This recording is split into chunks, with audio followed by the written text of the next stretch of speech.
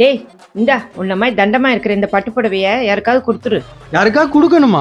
இது வந்து ஒரு 5000 ரூபாய்க்கு நெடு பழைய பட்டு புடவைக்கெல்லாம் காஸ்டா? ஓடுறா. ப்ரோ ஏன் ப்ரோ இவ்வளவு கலப்பா நிக்கிறீங்க? என்னாச்சு இவ்வளவு பட்டு? ஆமா ப்ரோ, பழைய பட்டு புடவைலாம் எங்க போடுறதுனே தெரியல ப்ரோ. சரியான ரேட்டியே போக மாட்டேங்குது. கவலையை விடுங்க, நம்ம பெஸ்டான ஒரு பட்டு புடவை இங்க இருக்கு. வாங்க அப்படியா ப்ரோ? வாங்க ப்ரோ போலாம். அப்படி நான் வந்த இடம் தாங்க நம்ம திருச்சி ஸ்ரீகுமரன் பட்டு சென்டர். இந்த சாரிலாம் எவ்வளவு போகும் பார்த்து சொல்லிடலாங்க தம்பி. இந்த சாரி 10,000 போகுங்க தம்பி. இந்த வேஷ்டி 2,000 போகுங்க.